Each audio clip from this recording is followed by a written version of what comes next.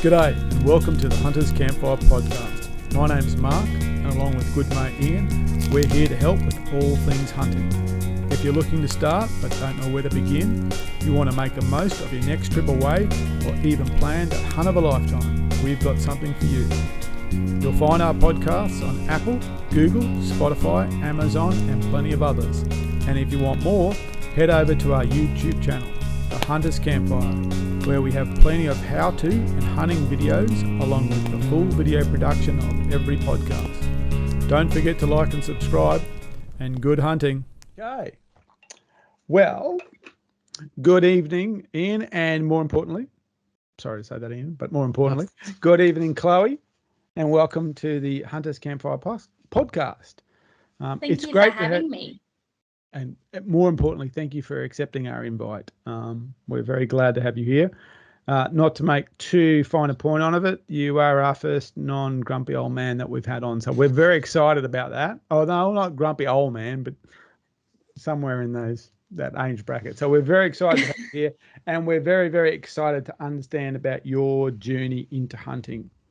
And with that, why don't we start there? How's that sound? Yeah. Okay, so why don't you tell us how you got to into hunting? Well, I grew up in a very largely hunting orientated family. Before I was even born, my mum and dad first met. Dad got mum into hunting, so they used to go out, probably cute little dates. I don't really want to know much about that, but rabbit drives, fox drives. A lot of Dad's photo albums is full of him and Mum and my aunts all hunting. So it was something that they used to do together. And then when Mum had us, due to, having to go to the range 60 million times a year to keep a gun license, Mum handed hers in because it was just too hard. 3 kids in a pram to go, take one shot to keep a gun license. So when Mum stopped, I started following Dad around. And, well, since I could walk, I've been trailing after him, chasing rabbits, foxes, deer, all across where we were living in the Southern Highlands. And since then, well, I've stolen all of his hunting gear, signed all of his guns into my name, and, yeah, kept it going. That's unreal. That is unreal. The fact that you said your aunts are involved too, so it wasn't just Mum. There was a whole. So Mum was really, really close to her older and younger sister. Okay, so for you, it was really, it's just like going to swimming or something else like that. Literally, when I was born, hunting was born in my blood. Wow. It runs very, very strong, which is nice. So when did you kind of graduate from a follower to hunting? When did that start to happen? Well, legally, as soon as I turned 12 and got my junior permit. Oh, okay. So, yes, of course, legally, yes, we completely understand, yes. When I was little and following Dad, in that time I learned how to gut rabbits and, instead of a retriever dog, I was a retriever. So he did put me to good use, but as soon as I got my license, it was straight out to the range. It was Mosfell Small Bore Range at the time, and the president was George Lang, and fantastic. Between he and Dad, I learned so much and was very ready to go chasing rabbits for the first time properly. Oh, wow. Which, it was a very memorable trip. I slept for most of it. But I did shoot my first hare, so it was a, good night. Yeah. And a memorable occasion by the sounds of it. Very much so. Definitely a good memory, even though the photos aren't the most flattering. But not an issue. Well, we might ask you for a look at one of those to put up that might be as a cover photo. Cover. And while you were growing up in and around a hunting family, do you have siblings that were into the same hobbies? I do. So my little sister and my little brother both used to go. My little sister's not so much the shooter. anymore, but she definitely is the chef of the family, Mm. and she'll cook any game that we bring home because she can cook a lot better than what I can. So that's really good. Mark, we've done the and wrong then- thing here. Yeah, We should have been doing this in person, that's right. not over Teams. Yeah, I should have knocked the red over, and then we just should have just drove down. And here you go. Why and started, not? You know, started I'll be yakking up in while Queensland later in the week anyway. started good. yakking. So and while the cooking was happening, yeah. Okay, and your younger brother, where's he sitting in the equation? Well, he's not yet 18, so he's still on his junior permit. But when he's 6'6", taking him hunting now reminds me of when I was little, trailing after Dad. Yeah. Just the height difference. I feel like the little kid again. This big little brother taking So- shot for shot at bunnies and stuff under the spotlight. Yeah. So he'd It's be pretty handy with a fun. carry. They'd be handy with a carry out. Oh, I can't wait to have him and do a deer trip together. Every time we've gone chasing deer together, we've been in separate paddocks.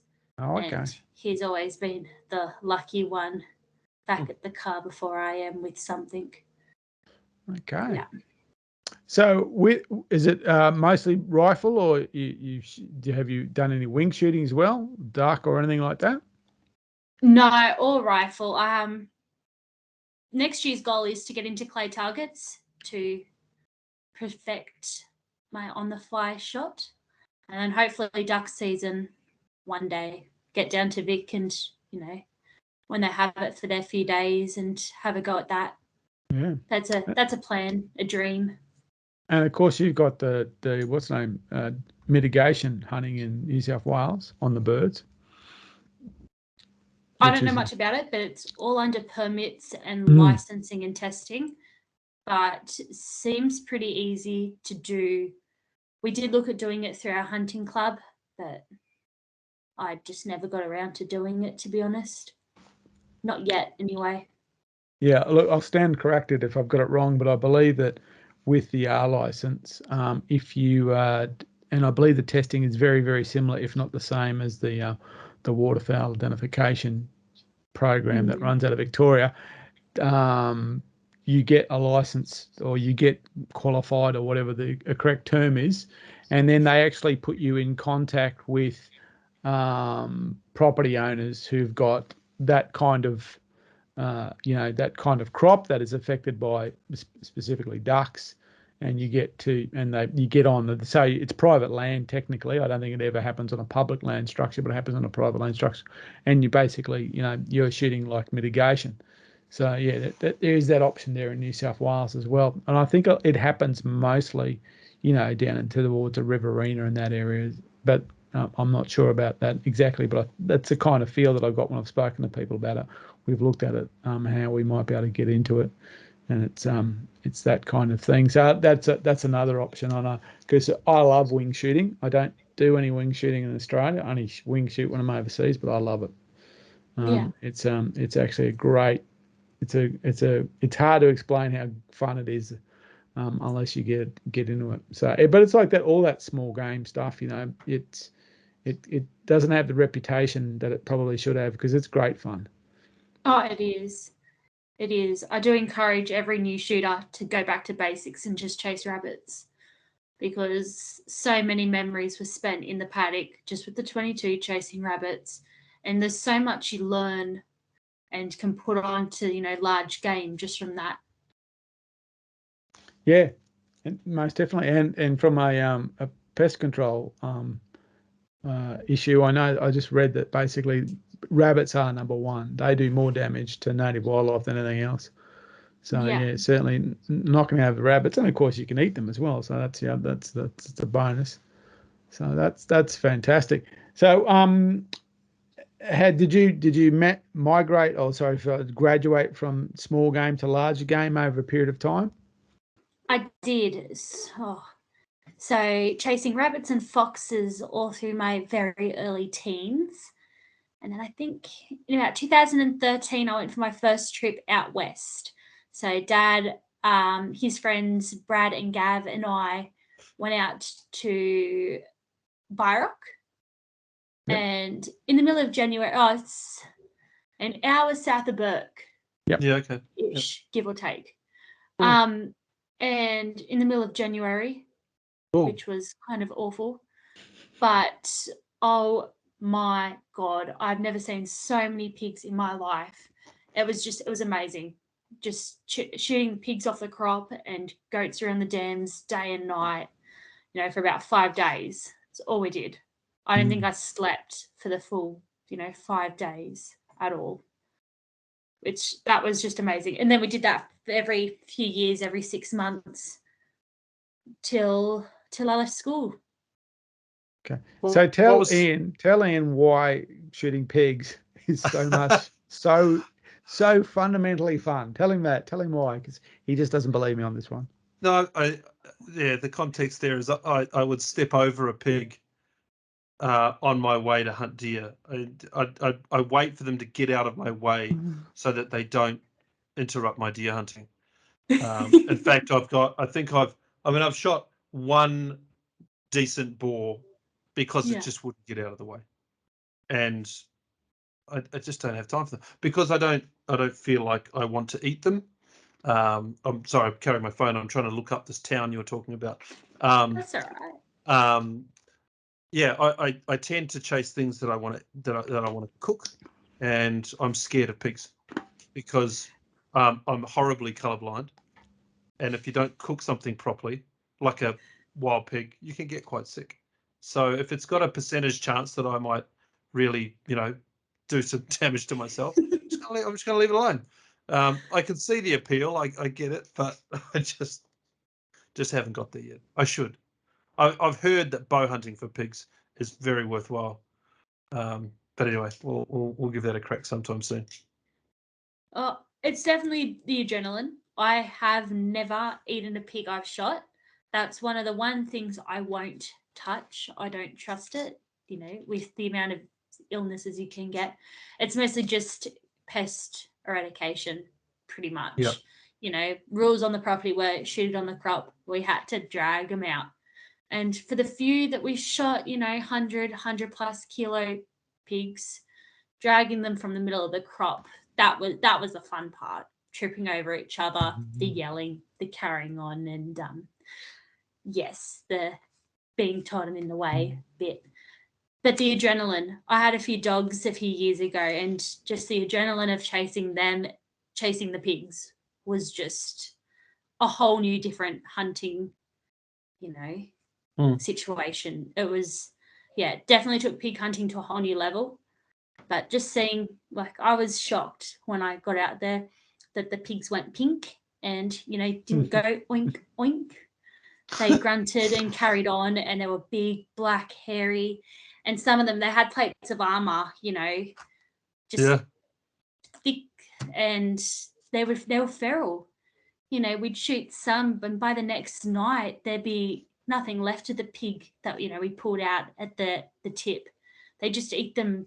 They're just so ill. They go around and eating the carcasses of the other pigs. It was just, no. I don't like pigs at all, but getting rid of them's entertaining. Yeah, I'd say. Yeah. Well, interestingly enough, I found this little place that you were talking about just south of Burke. I don't know if you know of a little town or a little, we call it a town, roadhouse, a very similar place called Hermandale. No. So Hermandale's just down the road back towards Nyngan. And it was the first town that I ever went to when I moved to Australia to go hunting. And it was the first time I'd seen so many goats and so many pigs and so many roos and so many emus and everything else. That reconnected me with hunting after I moved here from New Zealand. I did a lot of hunting in New Zealand, but I gave it up when I moved here and moved to Sydney and found other interests that had 2 legs, not 4. And eventually found my way back to hunting. And just interesting that it was within the same area as where you were talking about. Yeah. No, And we were out there in summer too. They had an annual volleyball tournament on the main highway, Hermandale Volleyball. And teams would come from all over the country to raise money for the community there, which was quite cool. So anyway, my connection to the same part. Very nice. Well, you haven't convinced me that pigs are worth going after, Chloe, so we'll leave that up to Mark. Hey, to keep I will trying. take you pig hunting one day. It's going to happen, deal. and I will show you how fun it can be. I think that I would definitely volunteer to be the camera crew on that one. Oh, Well, it's bound to happen.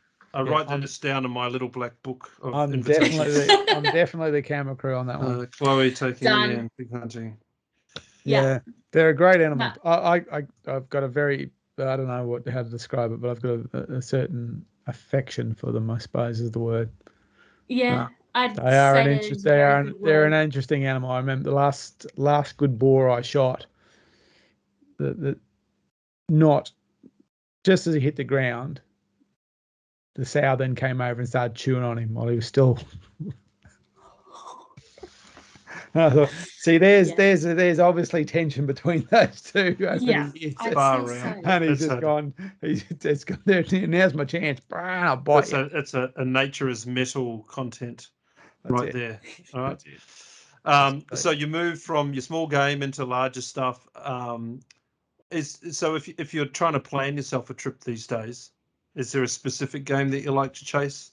Are you hooked on deer like so many of us, or are you not that? So deer and pigs. Awesome. That is my go-to.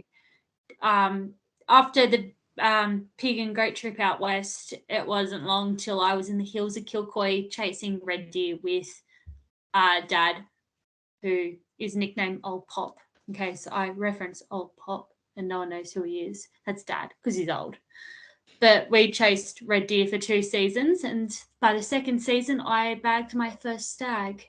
A lovely 11-pointer, which is currently on the wall in his house. You know, pros of rentals. Yes, that's a Kilcoy one right there. Very nice. Oh, they breed them good up there, that's for sure. Yeah, it's a Kilcoy one from this year. There you go. So yeah, chasing the reds up in Brisbane Valley and stuff like that. That's certainly. Yeah. Now, one of my favourite places in the world is the deer block. It's just amazing. You know, it's a whole different country up there. You know, when on the trip where I got my red, at one point we were watching this red stag in the tree line just on the other side of this valley, but in the creek in the valley was a rooster stag. And he had all the grass and reeds all in his antlers. You could see the water dripping off as he was chewing. It was just amazing. You know, could have easily taken a shot at any one of those. You know, it was very clear, very open. But we just sat there for a good half an hour, 40 minutes just watching these deer. It was amazing. Yeah, so okay, you got the rooster as well. So that's that's more up towards the Mary Valley side of things. Oh, that's great. Yeah. I think you probably get more experience from that half hour watching than the 3 seconds pulling the trigger anyway. Oh, 100%. 100%. Great to take an animal on a trip like that, but also great to sit there and be able to watch them. And kudos for having the patience to sit there and watch it, rather than pull the trigger and that's sort of the end of your day anyway. By the time you get out there and process and do everything. Exactly. Yeah. Oh, that's really good. No, I'm so entertained by just sitting and watching that I often forget that I have a thing called a camera. And it's not till the end of a trip where I go through, look at all my no photos. Yeah, that's a stock standard for me. Okay. So tell us about this 11-pointer. It was just a fun trip with Dad. It was, second trip out there, and over the 2-3 days before this hunt, we would have seen hundreds of between reds, rooster, hinds, other stags, everywhere. It was just deer. I was in heaven. It was amazing. But so we're sitting in this one valley and looking over at a clear hill spot on the hill opposite us. As we're watching, we're listening to these 2 stags going off on the other side of that one. And within, half an hour, 40 minutes, this mob came through and presented itself a perfect shot.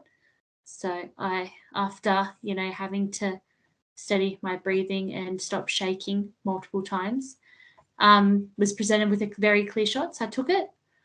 Only thing is, I was a little bit far back, so spent the next 10 minutes tracking him to place another shot, putting him down. So it was I don't think I've ever cried so much, just with relief, just a little bit of a feeling sorry for taking a life, and just excited. I don't know. Yep. You know the feeling when you've experienced exactly it. What, it's you just can't explain it. Sorry. No, just so many emotions just hit you in one hit. And I was a blubbering mess, and Dad, he was even worse. Just had to then cart him all the way back up the hill. What, your dad or the deer? And then go back to the stag. and then go back. I'd love to say Dad, but it was just the deer. Had a few legs in my pack, few legs in his with the back straps, and then cape and antlers over my shoulders, and straight back up. Which, it was a good, well-deserved sleep after that. Yeah. Yeah, I hunt up there every couple of weeks, and it's a pretty magical place. So you've got, if you say you've got him on the wall at home? Wall at Dad's place. I just did the European. Oh, sorry, at Dad's place. Yep. Yeah. So Dad's. It's going to be hard to get them all my heads off Dad eventually, but they're all on his wall with his. It's a pretty good collection.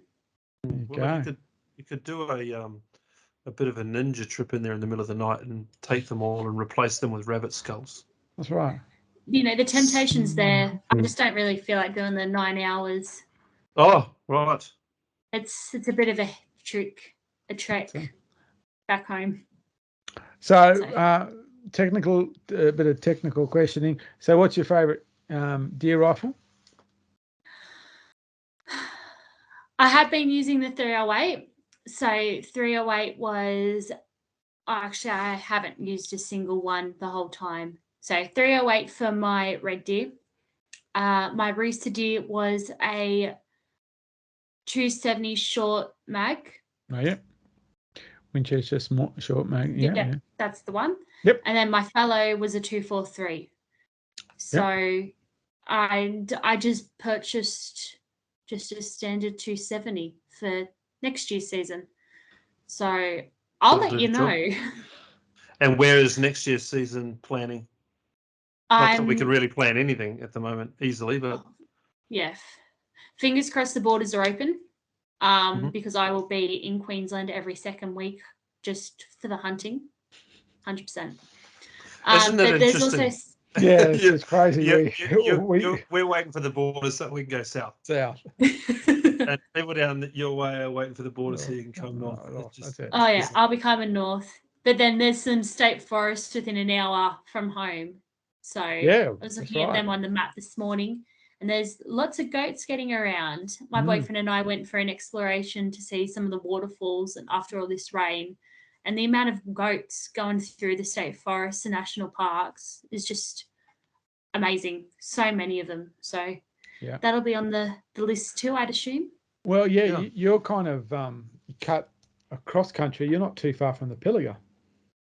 No, I think it takes me about 3 hours. Yeah, and you've got a little bit north of you. You get into what for a lot of Queenslanders is the first state forest, which is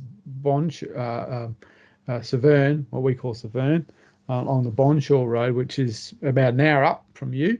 Yeah, and you've got a couple of other ones around Inverell as well. So there's some good little forests around there, and certainly, look, I think. Unless they all get washed away as this rain continues, I think we're going to have a couple of really good years in front of us. Certainly, the food on the ground and the amount of water is around. Yeah, that's right. I realised that last time I was down the Pilliga Slough, because there's a road that basically runs east-west, and I'll take you straight into Inverell. So, that's it. Well, for you. 3 hours, that's a good overnighter. For us, it's a 7-hour run. So and we hope to be down there early in the new year. So That's Yeah. it. There's plenty of goats and pigs there, so. Oh, most definitely. No, it'll definitely, after all the water goes away, there'll be some good hunting around, fingers crossed. Yeah. So tell us about the Roosa. Roosa was a spur-of-the-moment trip while I was attempting to go to uni mid-year break, and I got a call from Clark McGee from Wild Country Adventures. And all he wanted to do was film me hunting a Roosa to educate and promote kids in hunting with the motto Raised in Blaze. So within 2 days, I was up in the paddocks attempting to drive his old Suzuki, which, if you remember to take the handbrake off, it's really easy. But so we hunted for 3 days and a lot of laughs, during the trip, and ended up, just catching this cull stag that he'd been, watching a few weeks prior. Finally caught up to him as he was coming into a valley to feed. And, just one shot with his Winchester 270 shot mag, and he was down. I was really glad I didn't have to do the carry out for that one. It was easily car accessible. So got to take the whole thing back to camp and use everything, which was really nice. Okay. That was a very fun trip. And your fallow? Fallow was this year's D season, and I did morning and afternoon hunts back in the Southern Highlands before and after work. Cold, wet, it just rained and it was freezing. It's just go to work in my wet hunting clothes because, I was going to be back out in the paddock in, 6 hours. But on the Friday or whatever day it was, probably a Friday, Dad caught up with me that afternoon, decided we'd hunt together. Over the week we'd had so many opportunities, there were so many deer around, just not any good opportunities to shoot. I decided, nothing was clear. There was always something not right about the shots. So Dad and I sat in one of the paddocks and just glassed, and on last light this little spiky came out, and in all honesty I did think it was a doe to begin with. Couldn't see his little knobs, but I've been watching a doe come out the same spot, same size, same colour all week, so that bit of meat for the table. Took the shot, got to the deer, and it was a little spiky, so which wasn't bad, but it was a good surprise. So that was another long carry out, whole deer over my shoulders while Dad carried the guns. Yeah, have to look after him, in his old age. Yeah, he's not letting you get off lightly, is he? No. But no, that was a very rewarding hunt too. And look, there's a very good theory about taking spikers for meat, is that you actually know exactly how old they are. Yeah. It was beautiful. There's no, well, it's not a perfect science, but it's a lot easier to age a spiker than it is to age a doe. So, and in terms of quality of meat, if there's an abundance of them, by all means. That's it. Yeah, I actually think they're a good spiker is a great eating animal, to be honest. Well, I am glad I got him, because I think it was about 6 weeks ago, the New South Wales government sent aerial culling all through our property backed onto the water board. Oh, okay. And sent them all through to kill all the deer. So I guess mine was lucky. It wasn't a half-assed pot shot that, could have wounded or anything. It was a clean and humane kill. So I think at the end of the day, we both were lucky there. Mm. So when you say, look, for us who don't know the area so well, when you say Southern Highlands, what's the location that we might know, what town or something that we might know? So it's about an hour south of Sydney and an hour north of Goulburn, give or take. Okay. So around the Barrel, Mossvale, Mittagong area. Oh, okay. Yeah, nice country. Robertson's not far, famous for Babe and potatoes. There is a big potato in Robertson. Is there? I'll have to take a note of that. Not the most attractive thing, but it's there. We have done a little bit of a big tour as a family, so I have to take notice that there's a big potato down that way. Yeah, it's, you blink, you miss it. It's Oh, not, okay. but it's still there. So yeah, we've done a few of the big things. So the big potato, I didn't know about that one. Yeah, no, it's an interesting one, that's for sure. So when you said, it was interesting. You said that you I don't know how you put about something about uni. It was like you're attempting university or something. So I obviously, attempted it. Yeah. I hated high school. I hated primary school. Why did I decide to go back to school when I graduated? That's all I think about. So I decided I would study to become a primary school teacher. Oh, okay. Yeah. I lasted 9 months and Yeah. I said see you later to that and went back to the firearms industry. That was it. I studied to be a teacher for a year, and on my first, I studied to be a manual arts teacher. Yeah. So I already had the long socks and the long shorts and ready to go, and I realised that on my first block release, I had so much more in common with the kids than I did with all the man art teachers, and I realised that it wasn't for me. So Yeah. it's interesting that you went that way. So you went back to the firearms industry, which is interesting. So where did you start in the firearms industry if you went back to it? I started in the firearms industry when I was 10 years old, in the hunting, retail.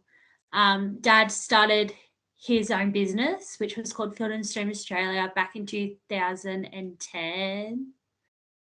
10-ish, give or take. I can't remember.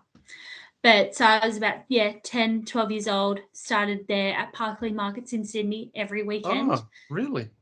Yep, that's how Field and Stream started. We were selling archery gear, fishing gear, camping gear in a little stall back in the day. Tried telling 10-year-old me that I wasn't allowed to sell knives, just like Dad could. Got into a bit of trouble for that, as you would. But in 2012, he opened the doors in Barrel, and every afternoon after school, every weekend, you could find me in the counter, annoying everybody, eating his food, stealing his money. And then once I got my license, weekend work, then I turned 18, got my dealer's license before I had my actual gun license. And first day it arrived straight to the Penrith Gun Show, trade show, selling all these old 303s from, World War I and World War II, because Dad thought it'd be a laugh, send me with guns I knew very little about, which they all sold within, 3 weeks after the show. So I was very happy. But so left uni to do that, with the occasional weekend work with Dad, to go back doing 3 days a week, 4 days a week. And so it's just been, every time I've decided to have a career change or thing, I end up back in, I did end back up in Field and Stream Australia. Just, that was my go-to. I could talk and I could sell anything, talk to anybody. As long as they came in wanting to know about hunting, I'd talk for hours. Wow. So you would have been a standout at the Penrith show, selling 303s. Yeah, January, it was really hot. I'm pretty sure I was in mini shorts and a singlet, so no wonder I had. I learned very quickly how to, dress for the male-dominated trade shows. That's right. You must have been. That's right. They probably let you in for free because you're the only female within about 500 meters of the whole building. Yeah, probably. That's right. So with that, you went to the store, and so where is your career taken to now? So since I've been at the store, I am now a sales rep for Ridgeline Clothing and Outdoor Sporting Agencies for Southern Queensland and Northern New South Wales, as well as Ridgeline Clothing for the Northern Territory. So, Okay. yeah, instead of retail, I'm a wholesale rep and get to travel and sell guns for a living. It's great. Every person's dream. So, okay. So along Ridgeline Clothing, then. So what firearms? What's your area in that, or who your organisation you work for? What do they cover off on?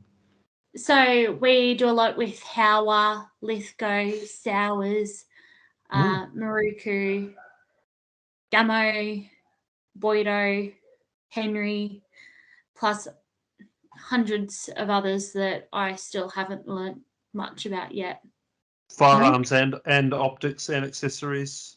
Optics, everything, ammunition, gunpowder,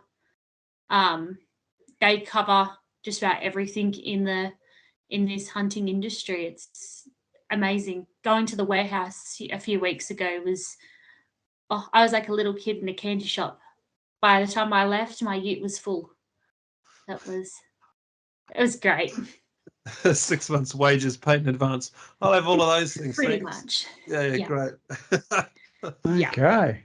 All right, and you've got a fair territory to cover, so you're meeting a lot of people and making a lot of contacts. It's a great thing to be doing.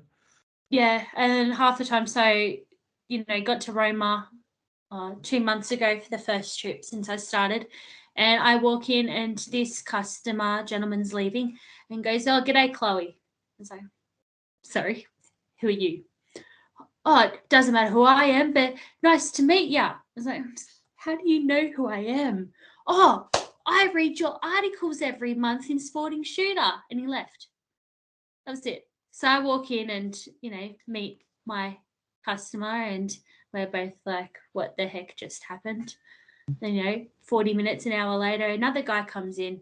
So they're chatting and he turns around to me and says, "Oh, g'day, Chloe. Loved last month's article." It's, I meet so many people from both work and just from the industry that you wouldn't know were hunters or things like that. It's, entertaining.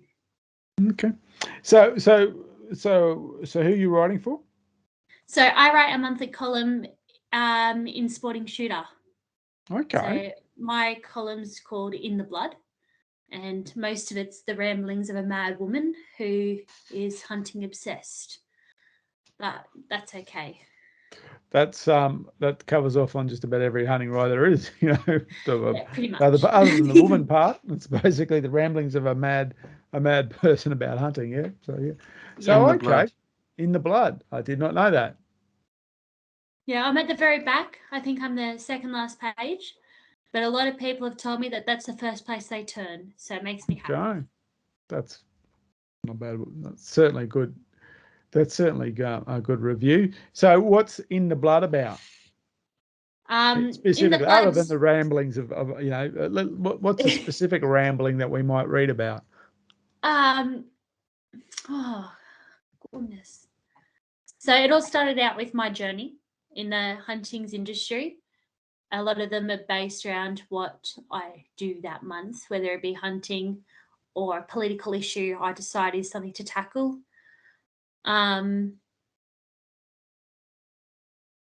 One from late last year was called Immersed in the Culture, and it was kind of like I'm fed up with certain parts of the industry kind of column.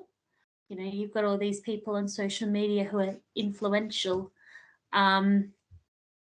focusing on their own global recognition then instead of promoting hunting. So, doing it for I get free products, I get free discount codes, blah, blah, blah. Look at me. Instead of the education and, getting back down to basics of what hunting is about, if that makes sense. So a lot of it's kind of similar to that, to be honest.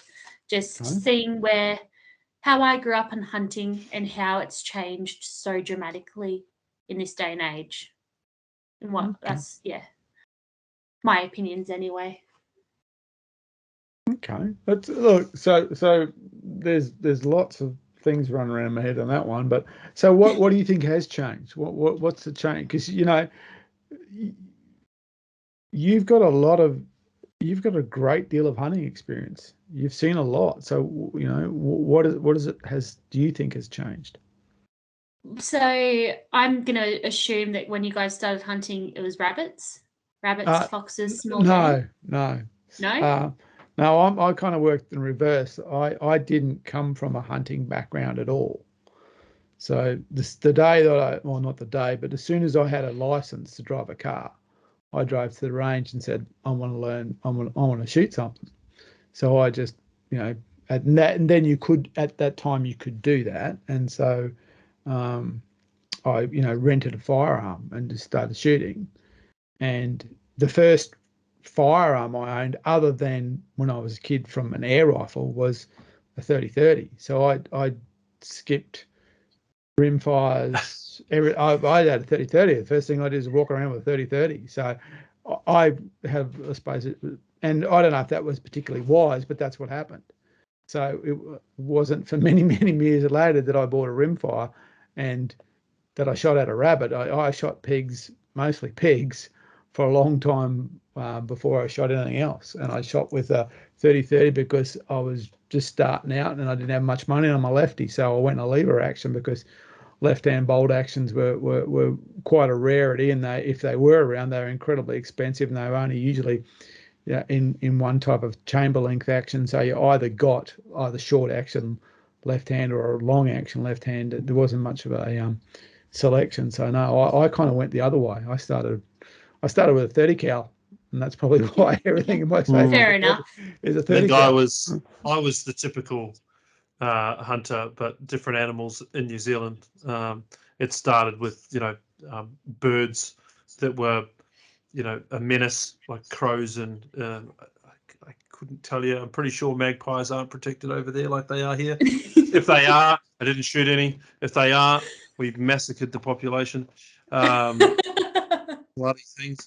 And I still remember leaning my slug gun out the bedroom window. First thing I'd do every morning is I'd open the curtain, peer out the window, and see what was munching on the garden, so I could nail it. And we had the possum population issue in New Zealand, so we would go. I remember going to my uncle's place at the 22, and we stood under one tree on his farm and shot over 50 possums out of that one tree. And it was great pocket money. You get hundreds of dollars a kilo for the fur, so it was a great way to make a bit of pocket money, and that sort of got me hooked on it because I loved going out with the light and shooting possums. You felt like you're doing something good. Not sure as a teenager or like an early teenager whether you really thought you were doing something good or not. You just enjoyed the shooting and making a bit of pocket money. And then at a really early age, not too far after that, my uncle took me out deer hunting, and my first experience hunting deer was in the raw. And actually, I don't even think it was reds now I think about it. I think it was Seeker up in the Kaimanas, because it wasn't a roaring stag that I was listening to. It was a much higher pitched squeal, so it must have been Seeker. But it was just an incredible experience. But yeah, I progressed up through to answer your question, small game through to big game, like lots of us would have done. Yeah. But so different backgrounds of how you got into it, but with social media, obviously didn't affect your opinions and hunting dreams, say, did it? Because there wouldn't have been much social media around. No, you'd be standing at a what would you call it, a news agency type place, looking at the magazines for as long as you could before the owner kicked you out for not buying the magazine. That was really the only fix that I could get my hands on that had anything to do with hunting. It was such an ingrained part of the New Zealand culture that it was a conversation that you were always having with people rather than looking for content or books and things like that. So social media, no, but social definitely. But no, we didn't have this on tap. As soon as you log into YouTube or a Facebook, you're just seeing whatever the search engine points in your direction, which really does influence what you think and do. And that's across not just hunting. That's everything from the political agendas to, what newspapers stories want to come out, what they want to withhold, just as importantly. Yeah, so I see where you're going. Yeah. So like for me, I mostly read But I tended to read North American stories. So for me, I didn't go down that Africa hunting until much later. I started with a lot of the North American stuff, and so that idea, hunting elk and things like that, and especially things around anything to do with Alaska. I would just fascinated with it. Just always wanted to read about Alaska and caribou, and not so much. I mean, obviously read a lot about hunting bears, but it was never really about the bear. It was always about things like the deer species and those kind of ungulates. So, and that idea, I remember one of the really influential ones to me was a story about a guy who, and look, I've seen it now. I've seen YouTube versions of it now, but he hunted on the float. So basically, got dropped off with with an inflatable raft, and just floated down this river for like 3 to 4 weeks, and just shot off the boat, put the meat on the boat, lived on the boat, kept floating down, and kept on just having this adventure. And that was always really influential to me. So I consequently, I'm not that interested in African hunting. I'm much more interested in that North American, into Canada and in the Rockies and stuff like that. That's where I like. And of course, in New Mexico and into the western states like Montana and things like that. Yeah. And consequently, most of my gear looks like it should be there. Have you? I love it. But it's just that's my influence. Yeah, Mark, Well, have you read a book called Wild Men, Wild Alaska by Rocky McQueen? I can't. I'd have to have a look if I've got that. I don't. That highly recommend it. Doesn't ring a bell. Such a great. He's written a couple of books, and it's about, he's an outfitter in Alaska, and it's about his whole process and the experience that he gives people. Now, I read that book, and it really changed. I mean, I always wanted to hunt over there. It really changed the way that I felt about going in and wanting to hunt over there. It was a big family thing. All the daughters were involved in the hospitality side of the business and what have you. And he's had a few disasters, but I actually wrote to Rocky, the author, after I read his book, and I've never done that before, but I sent him an email because it was on the back of his book, and I said, "Man, this is amazing. Absolutely loved it. I'd be really keen to come over." Unfortunately, at the time in my hunting life, I wasn't into trophy hunting. I was just into meat harvest and those sorts of things. And I said, I'm not really wanting to come over and hunt trophies, but I'd love to come over for the experience. Do you offer an experience where I could come over and I could help around the camp and do? And he said, "Oh, if you're interested in doing that, a couple of $1,000 for the fuel to come and get you, you can stay for a month."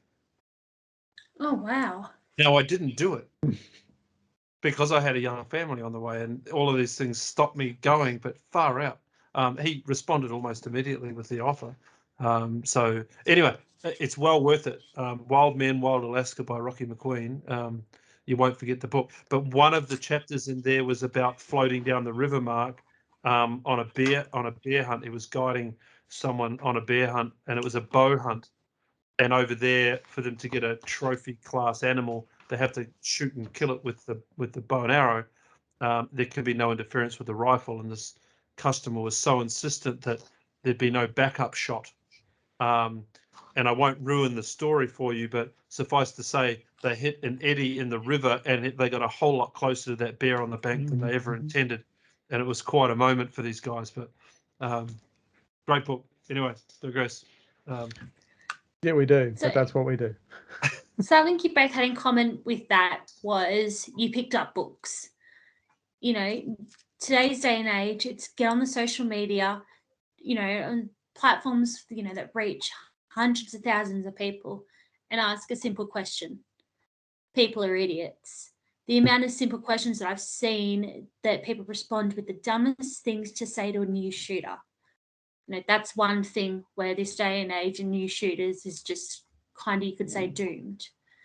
Then there's I saw them do it. I'm going to go get my gun license, buy a 6.5 and go shoot this. 6.5 in New South Wales and Victoria, the large deer, your reds and your rooster reds and sambar, isn't actually even legal. That the 6.5 is the whole fad in this, Yeah, moment.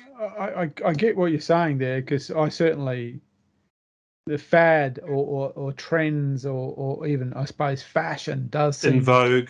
Yeah. There is a vibe, and I kind of think a lot of it stems from the fact that in the United States they've got such a big market that they actually have to create something new to create, new market penetration. Because if you're all competing in a even in a market the size of the US, even a market that's still finite, you have to like anything else, you got to break through. And so a lot of the stuff that comes through is really just breakthrough stuff. When they bring out a new caliber or something like that, often you kind of went, that they're just trying to find it, get a little bit of a couple of points of market share around that, and that translates into an expensive purchase for someone here that might actually be purchasing something that really doesn't suit the application or suit the conditions. But once you're committed to buying the rifle and the chassis and the Hubble telescope that sits upon it, and you realize it's a great rifle for one application, but it might not be the great rifle for what you want to use for, you kind of you're stuck with it. And you've got to trust the retailer. In a lot of cases, when I first got into hunting, I went into our local gun shop, and it just happened to be the then branch president of the Australian Deer Association, who owned the store. And I asked him what I needed, and I was fortunate that he gave me a reasonable package to do what I needed it to do. Many now do their own research. They actually don't know what they need, but they hear what they should buy, be it the whatever. And like you say, you end up with this. But we're going to go hunting in state forest in Queensland or in New South Wales, and I'm fitted out for a long range rifle to shoot peak to peak in New Zealand. You want small magnification, not large magnification. You need various different calibers for that sort of hunting. You don't get that as a new hunter. We're getting contacted, week in, week out now, following podcast episodes, with people saying, well, it's great. I'm listening to it and I'm now learning where to go, but what do I buy? And how do you steer? So you've got to ask them a lot more questions. What type of hunting do you think you want to get into? What's your budget? And honestly, there's loads of different calibers, but there's plenty of people like their caliber. But I say to a lot of them, the 308, it's shot probably more deer than any other. I don't own one, but there's a lot to be said for the caliber. The rounds are mass produced. There's so many of them to choose from. They're cheaper. But you can go and buy, one of these in vogue calibers. You'll end up with $100 for 20 rounds. And you got to go and how many rounds you need to then go and shoot at the range to get proficient with your rifle and all of those sorts of things. And all of a sudden they realize the mistake they're making because they are well informed with social media before they start. The other thing that I think that really annoys me, to your point, the silly comments that come out on social media. Everyone wants to push, not everyone, so many people want to push the boundaries. And COVID's really highlighted that. If I heard that I can only go hunting if I can only go into state forest hunting if it's essential. Well, it's essential because I need to hunt to eat. Well, hang on. As to what we've spoken about before, Mark, the meat that goes on the table from hunting is the most expensive meat you could possibly put on your table by the time you pay for everything that goes around that. That's so $6,000 a kilo, Just try and convince me that you need to hunt to survive, because it just doesn't work that way for most of us anyway. And then comments today around that I saw on social media around taking my companion dog. So there's a difference on the license between having a registered dog that you can hunt with. It's got the microchip, it's got the collar, it's got all of the things that you need to go hunting. And everyone's trying to bend the rules just that little bit. This one's only a companion dog. I'll leave it on the lead the whole time. Hang on, the companion dog stays with you in camp. Yes, you're allowed to take it. It stays on a lead at all times. It's under control at all times. That's fine. You're not allowed to take it as a hunting dog. But I'm not taking it as a hunting dog. It's just coming for a walk with me while I go hunting. Well, does that pass the sniff test to the ranger? Probably not. If it's not trained to sit, stay, hold, do whatever, it's your own. What happens when you see that deer? I need both hands to shoot the deer. What am I going to do with the dog? Hang on, I'll just put my foot on the lead. Bang! Oh shit! Where'd my dog go? Like, what am I? All of this stuff that social media does and how we feed off it, and try and push these boundaries and find the loopholes and things. It's certainly not always healthy. No, exactly. Everybody is. Most people are. I can't think of the word. It'll come to you as we build this podcast to launch on social media. I'll just get to the point. I'll yell it. I'll just yell this word. They all know the best. They all know everything. There's no room to listen. There's no room for prior experience from other people. There's no, they know all, and that's it. Yeah, it doesn't. The medium doesn't lend, and I think we're learning this as not only in hunting. I think we're learning this across all things. The medium doesn't lend itself to conversation.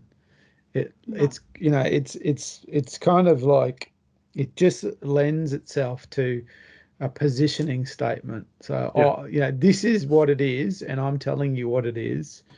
And then someone says, well, no, this is what it is, and I'm telling you what it is, and then it turns into a shit fight. But it doesn't lend itself to any kind of conversation. You can't actually kind of say, well, you know what? And look, I have made many an error in purchase over my longish hunting career, simply because I'm in a lot of ways I'm self-taught. So I understand that there's a challenge in getting it right. But I suppose I've never been particularly worried about getting it right first time anyway. So it doesn't that I've never been in that position. But certainly I've experienced on a number of occasions conversations with people at the range about their purchase, and it's interesting because often there's two kind of problems they seem to find. One is they've purchased something that is completely unsuitable for them. I don't know how many guys, and there's at least a few who've started with 4570s. Those Marlin 4570 lever action guide guns. I love them, but they're not where you start. And on more than one occasion I've seen someone at the range flinching,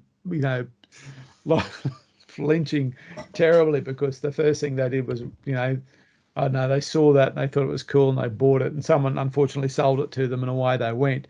But on other occasions, I've seen people, not have success, not because of the gun, but through a simple lack of experience. And, having a 5-minute conversation with them gives them a remarkable upswing and success. And again, in regards to lever actions, I remember I was at the range and there was a young guy, and he had it was a Marlin, but it was one of the stainless ones. It was a 30-30, and he was having all sorts of troubles with it, and I could see he was getting ejected by he was thinking, oh God. And I said, what's the problem? He said, I just can't get it to work. And my boss told me, no one, these are they're crap for hunting. There's no good for nothing. And I said, mate, more deer being killed by a 30-30 caliber than any other caliber in the history of deer hunting. So I said they work, and it was just simply he just didn't have any grasp of basics. So helping him get those basics had this massive upswing. And you're right, there is very little in the social media space that's about a positive upswing. It's this positioning statement. This is the best caliber. Buy this. Yeah. Jump on. And you'll see someone say, "Oh, look, and also the language is often kind of, social media doesn't allow itself to the proper use of language. So someone will say, what's the best gun for such and such, and what people will go is, oh, buy a CZ. And it's no, what they're actually asking is not what brand, but they're framing it as that. So it becomes down to like a, Ford versus Holden, a bloody Bathurst of what's the best, and don't buy a Tikka, they're plastic rubbish, or God shoots a Tikka, or blah blah, and off you go. And there's 85 comments and absolutely no outcome. So I totally agree with you. I think it is a it's almost like we're at this infancy of understanding how it works, and we could actually make something really powerful of it. But unfortunately, we just rather throw plastic toys at each other. Pretty much. It's the way it's going, and if it keeps going this way, I do worry a little bit. How long will the hunting industry last for? If it's, we cop enough flack from governmenting bodies. We cop enough flack from people not helping as such. Everybody get involved in the hunting industry when they want to, your social media warriors. I do think a hunter's worst enemy are ourselves. There's not much that does anything good for hunters. And you get on these social media pages and it's all like, you shot a fox, whoop-de-doo, its eyes hanging out, its skull's caved in, and you've zoomed in on it.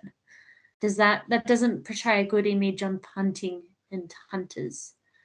And we're a fast-growing sport, but I think we're a fast-growing down the wrong hill sport in a way. It's a really interesting point, because it is growing. It is, there's a growing interest in it, but that growth doesn't seem to necessarily be pushing us in the right direction. Yeah. But I guess only time will tell on that. And it's the people that want to educate others that can make a change, Oh, well, if Zuckerberg has his way, everyone will be on Meta, so they'll all be off in their virtual worlds, and the rest of us will just be left alone. I'll just be in the paddock. It'll be all right. Yeah, left alone, and they'll be, doing whatever you do in a virtual world, and the rest of us. No. So, how bizarre. Just bizarre. So, look, and I hear your point about, there is I don't know what it is, and maybe it's the strength of the, and the availability of the US market, but there is a lot of people who want to create a visible face for themselves, thinking that it'll immediately translate into, sponsorship and all that kind of thing. And you do see that a lot. You do see that a lot. And that idea of being pro staff and things like that. Yeah. It's Well, interesting it's a lifestyle. time. It's a lifestyle, isn't it?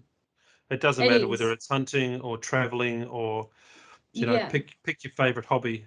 Who wouldn't want to spend their life doing what they love to do and being paid by the people that provide the goods in that area? It sounds like a dream.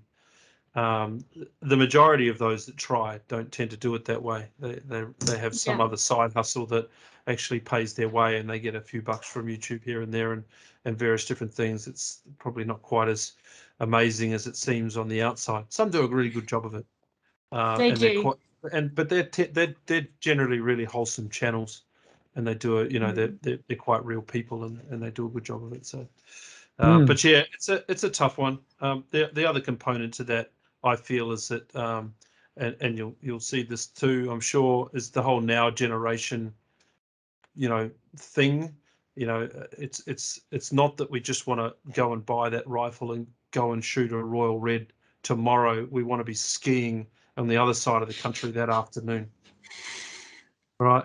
Shooting them while you ski. So we're empowered, entitled.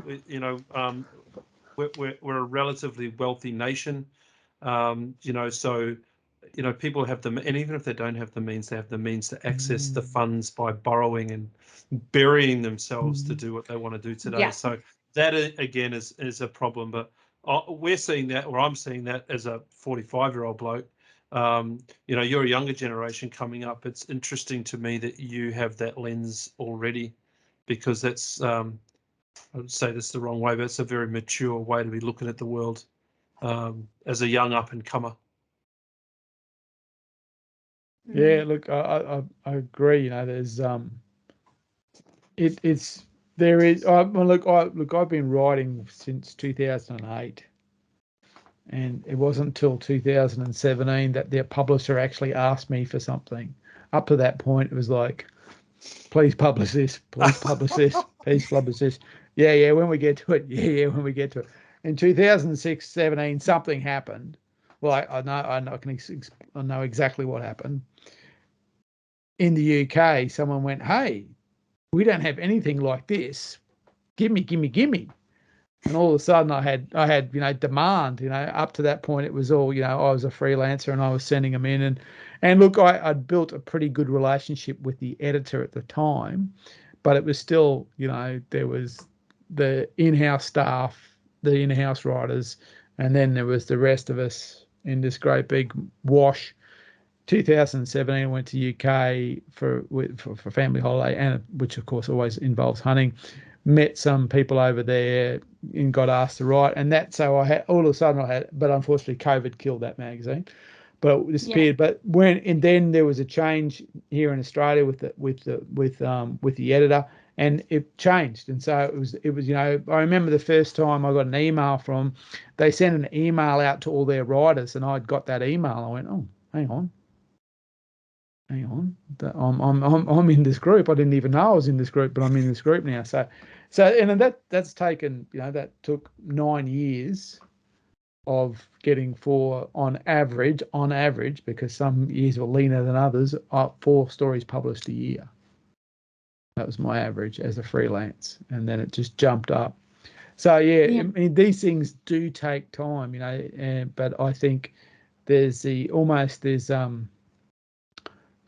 wonderful perception that it just happens. You write an article and you overquote the rifle that you're using, and that manufacturer of that rifle will read that article and go, "You are the person for us. We're going to give you lots of free stuff. Here it comes," and away you go.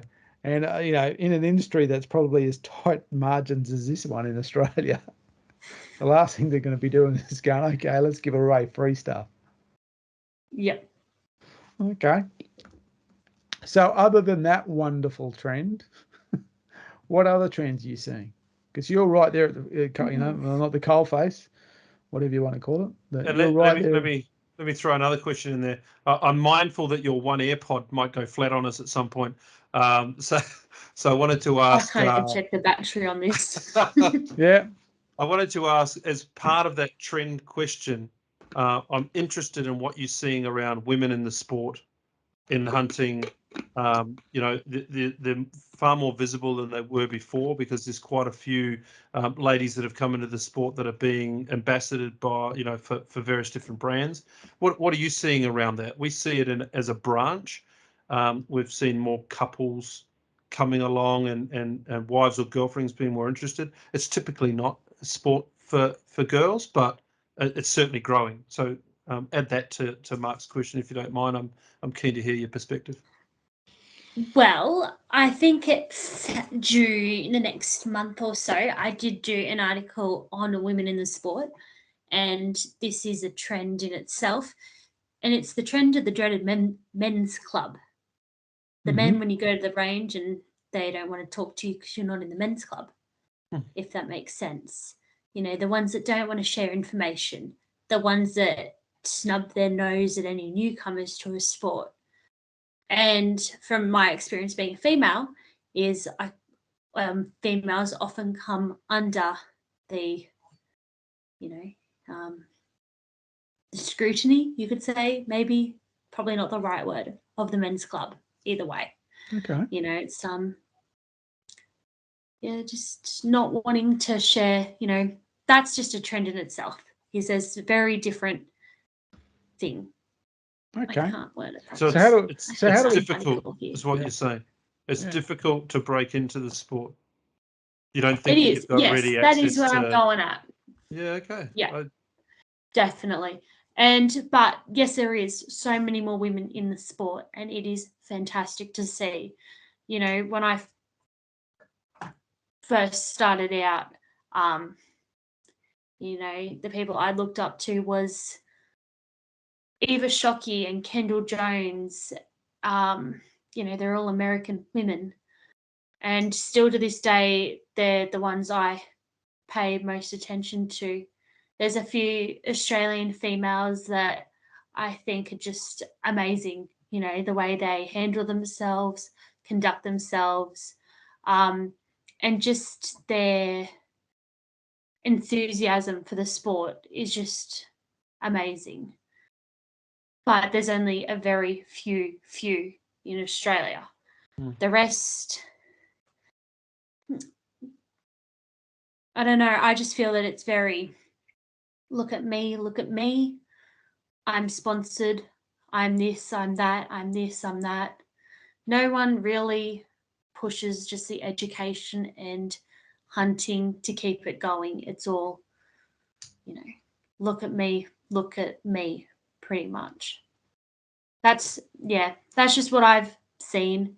But there's not many people that, you know, new hunters, I do tell like female hunters to read Eva Shockey's book. You know, read some of these short stories on their Facebook posts about a hunt to learn things. Instead of trying to look up to some of these influencers in the hunting industry in Australia. Yeah. Where's Eva from? America. America. Technically Canada, I suppose. Yeah, Sorry, that's my daughter. It's raining again. that's all right. I think they're Canadian family.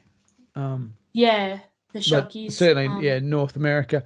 It's interesting you say that because I think it's I suppose you're getting the double whammy on that one because by its very nature, it's a difficult sport to get into. Once someone described it to me about deer hunting, is that there's no love amongst deer hunters, especially and it's especially bad in Queensland because you know the competition is so strong to get onto a place to hunt. So you know so if you're going to get if you got it, you don't want to share it. And you know I know that, and you know, there's also probably more well, not globally, but more especially on the East Coast. We've never been and I think Ned Macon once mentioned this. There's never been a real idea about sharing land. You know, you got it, you locked it up. So there's that, and I see that translate to the range.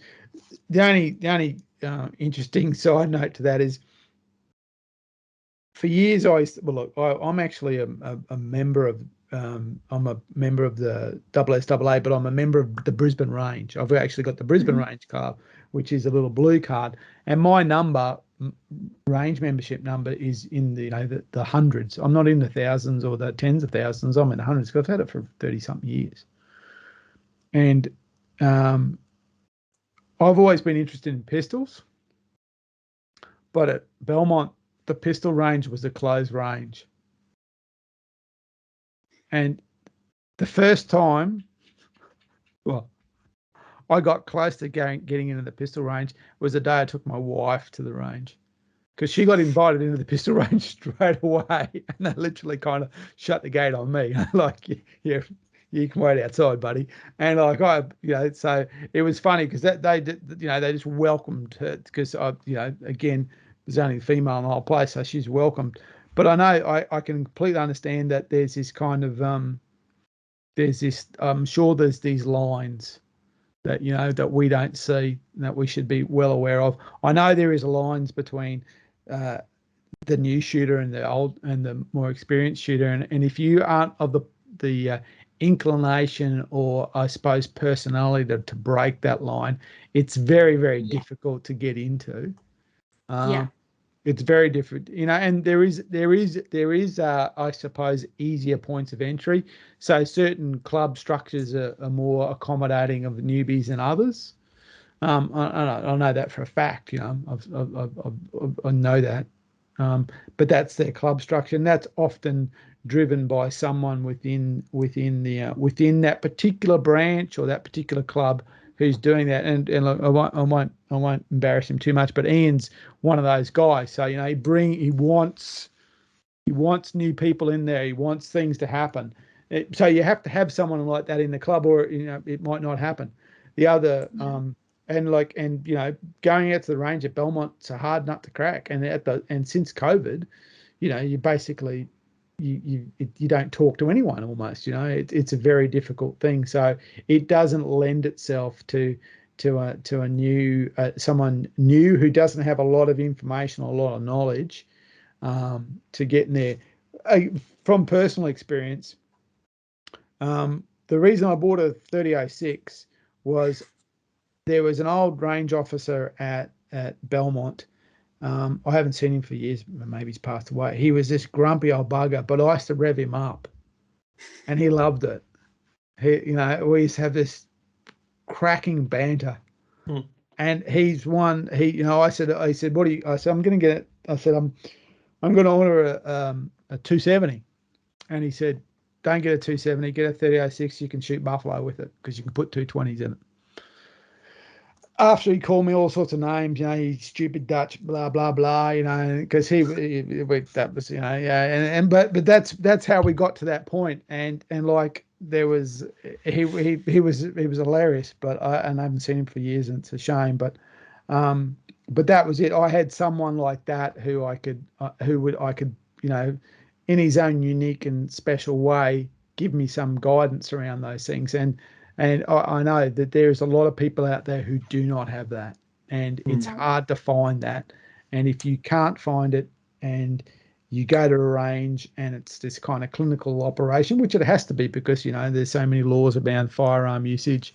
You go to a club, and the club is full of all these people who've got the secret handshake about where the deer are, and no one else knows what that handshake is.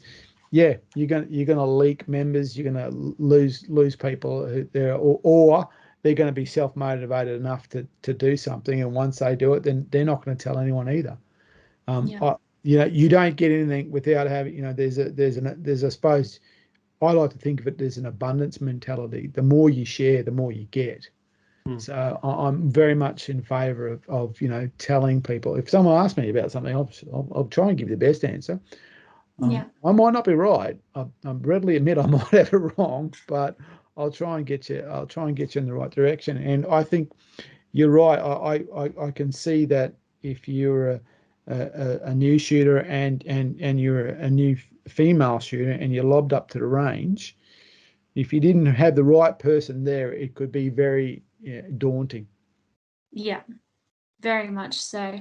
And something I saw all the time just working in retail. You get some gentlemen that come in. Can I help you, mate?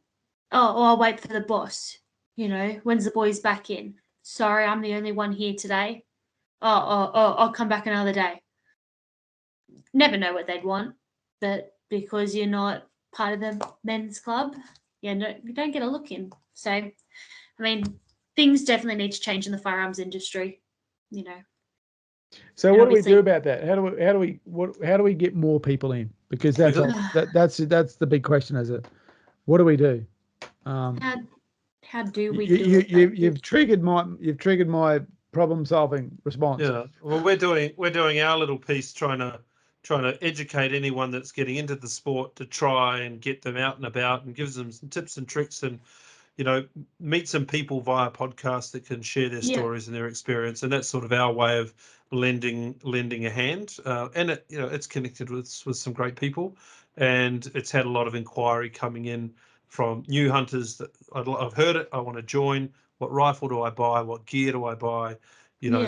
So it's serving a purpose, and I'm really happy that that's working. But beyond what we're doing, to Mark's point, what do you see that needs to be done in this industry around the clubs, around various different parts of what we do? At the moment, there isn't much. I mean, there's not much you can really keep doing. It's the attitude of people that needs to change. You know, the attitude of people to welcome change. You know, it's not the same. You know, it's not the same as what it once was. You know, shooting in the golden years. We're more heavily restricted now than what we ever have been. You know, as an industry in a whole. But to new shooters, say, wanting for change to kind of happen, I definitely recommend joining smaller hunting clubs instead of large ones. You know, you get more one-on-one. You're not lost in a crowd. You'd learn more. Not being afraid to ask questions. You know, maybe this is where issues are starting. No one's asking questions because everybody's a know-all. Ask the dumb questions, but ask them to the right person. Don't get on social media. You know, don't get on and ask a forum of 1,000+ people. Go find that one person from that small town club you just joined and ask them. You know, it's stuff that everybody's got to do, not so much as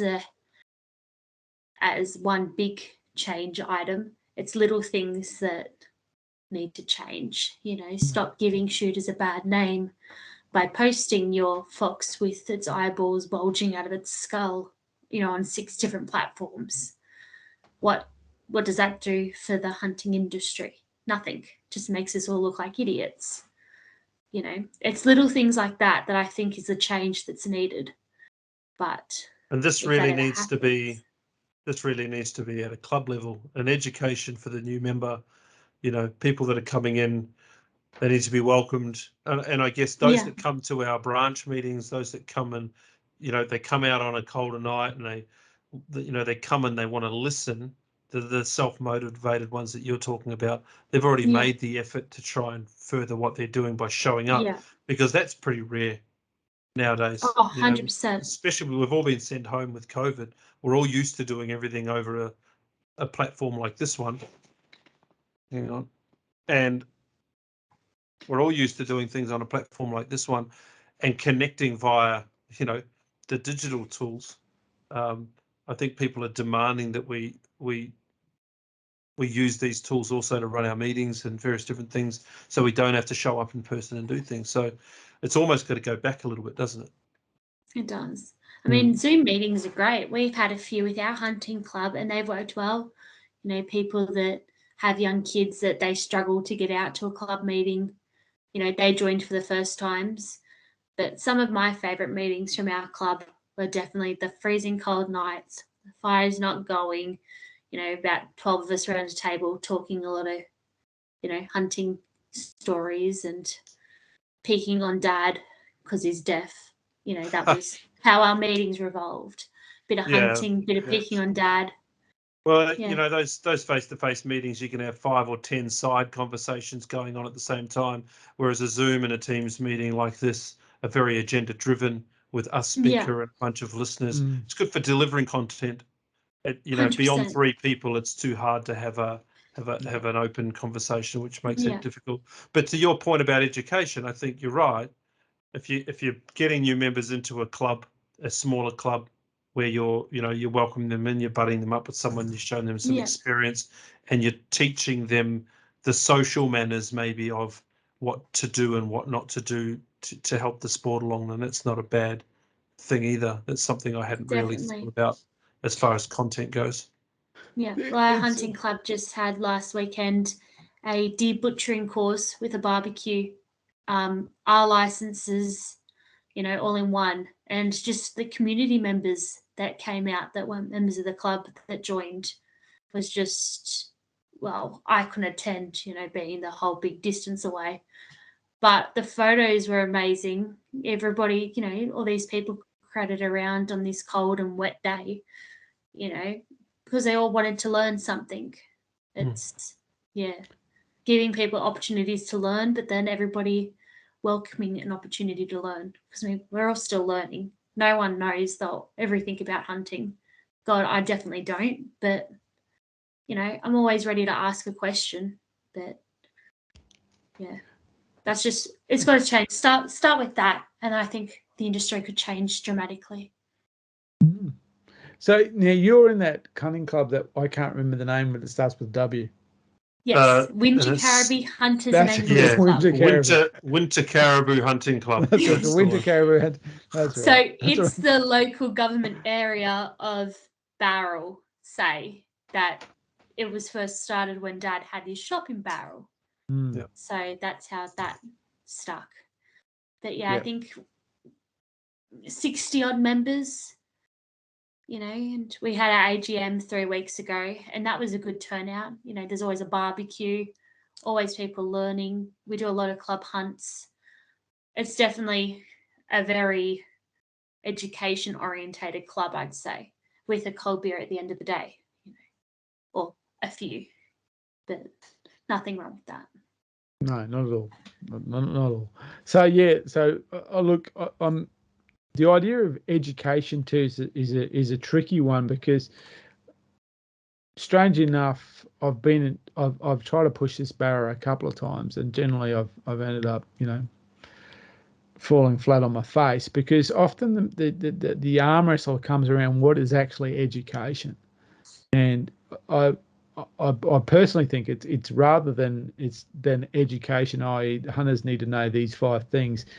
What I think is more important is the opportunity for someone to learn, because I kind of think we learn at our own pace, and we learn our own kind of things, and we learn from a particular prism that what's important to us. I remember that the reason I joined the ADA was because at Queensland Gun Exchange there was an ad for R license, which gets you access to hunting, and it was run by the ADA. So I went to the R license, and it was run by ADA, and they said, we're looking for new members. And I went, well, that seems fair enough to me.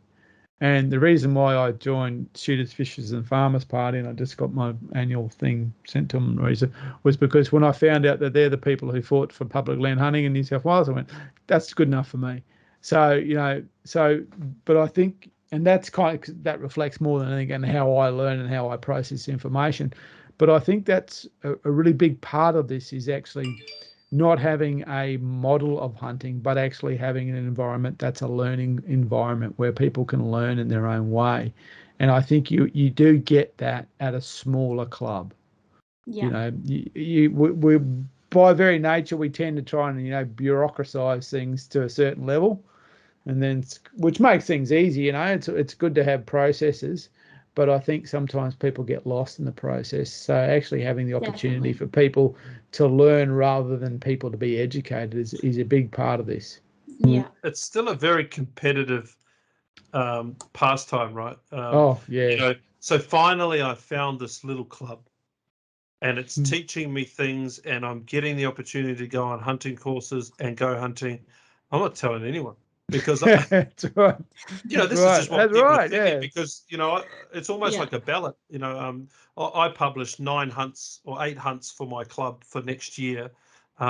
We published them up during the week, so that people can start thinking about the fallow rut, the red deer roar, a samba trip, etc. So they're all laid out in front of everyone, and people can put their names down and say, well, I want to go on these 4 things, or I want to just go on that one thing. And we try and match everyone up to get something that is on their list, rather than, because there's no way everyone can do everything. There's just not enough spots for what we're doing. And a lot of the places we go, there are capped numbers, but everyone can go to the state forest hunts or the samba trip if that's what they want to do. Yeah. But as soon as there's that competition element where, if I invite 3 of my friends along, I'm far less likely to actually get a go next year. I think I'll just keep that to myself. Something that I have never seen, I can't remember ever seeing, and you see it, if I buy a good piece of equipment, you'll post about it and boast about it. If you have a great hunting experience with a club, you don't see a lot of that recognition coming from the people in the branch outwardsly to hunting communities. Hey, this branch did such a great job, I just wanted to tell the world about it. That just doesn't happen. Yeah. No, it doesn't. It's a shame, but you can understand why. I don't know how many people have told me, and referring back to state forest, I don't know how many people, and it's a huge number, have told me there is nothing to shoot in Severn. In fact, every time I've spoken to someone has gone, hey, the shot out, and they go like, Mate, there's nothing in Severn because they're all drowned. That's right. They're all.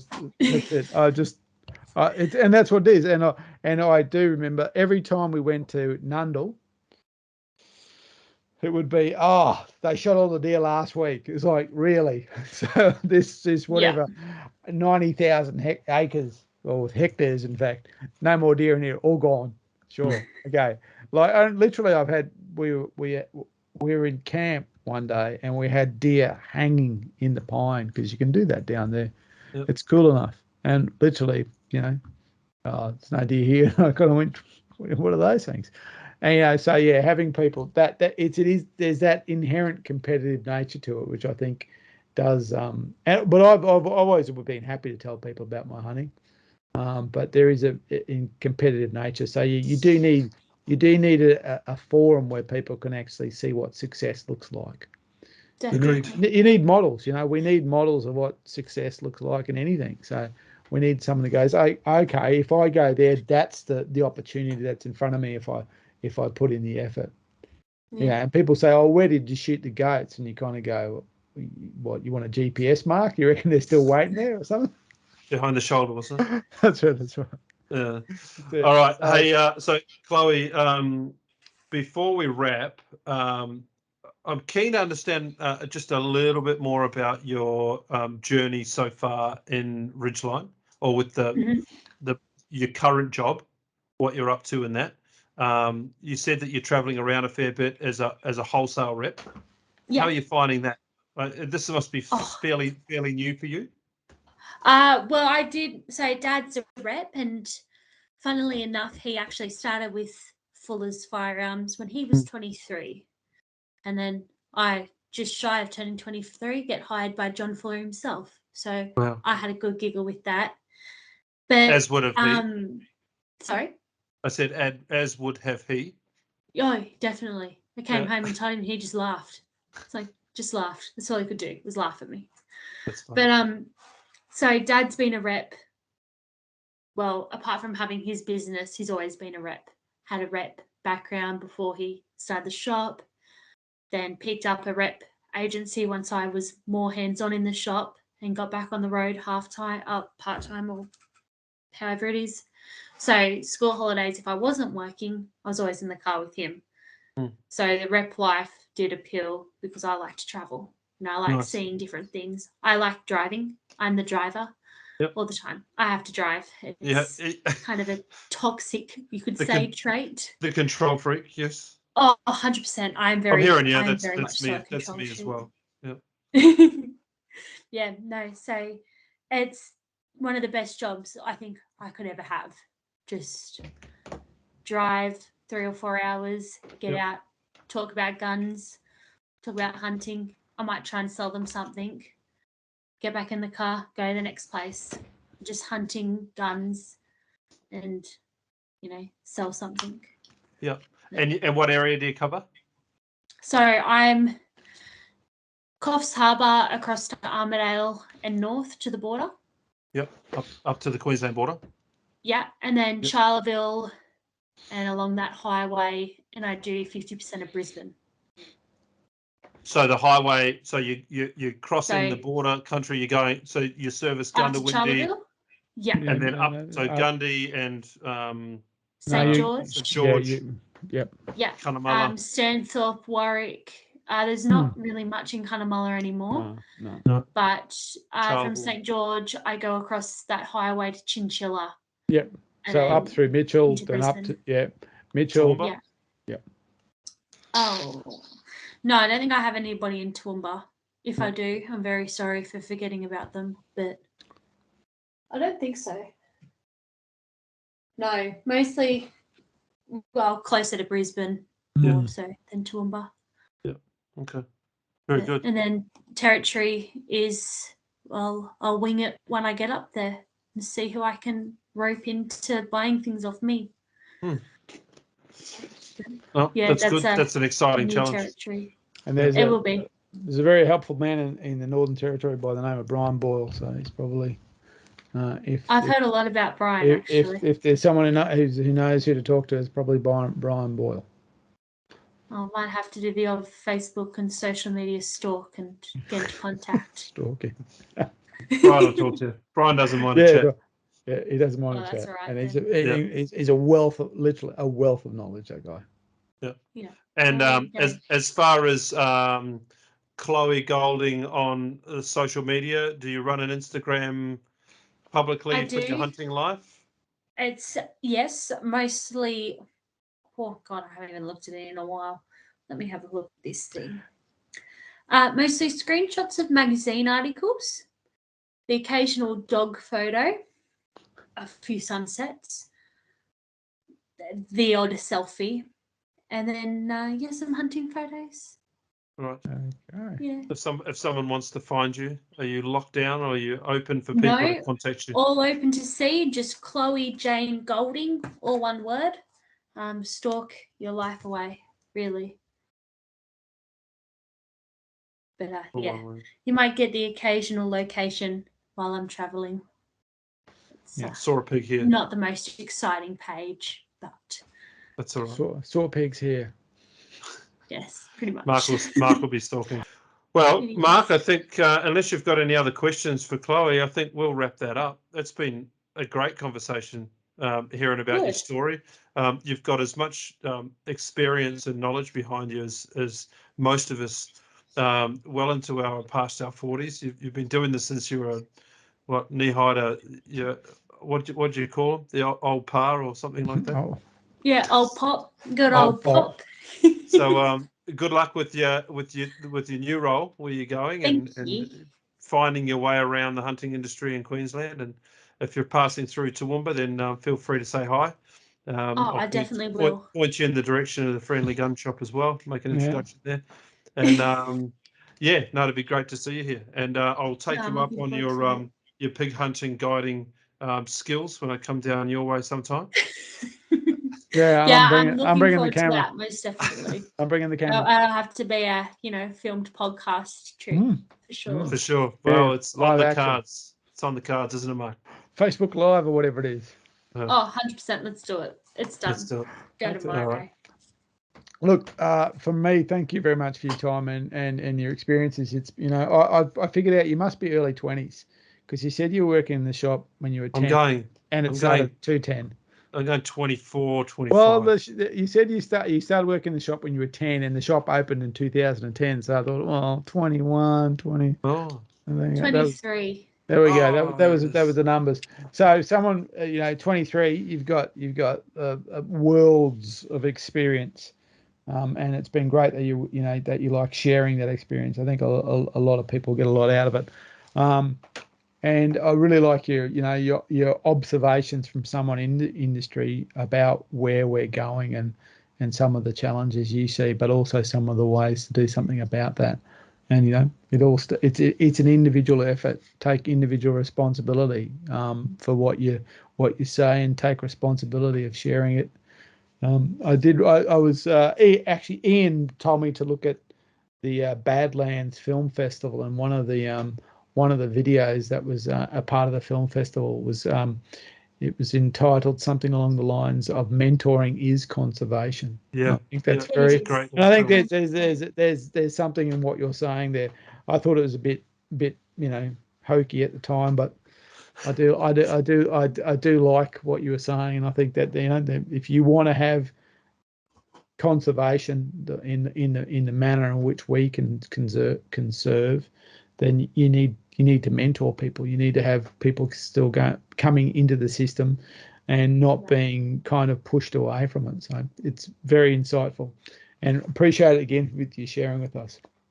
No, thank you very much for having me. Okay, that's about it for me. Anything over to you, Ian? No, all done. Thank you. Okay. Have a nice rest of your evening, and we'll chat again soon. Okay. Very much See you so. again. Thank you. Bye, guys. See ya.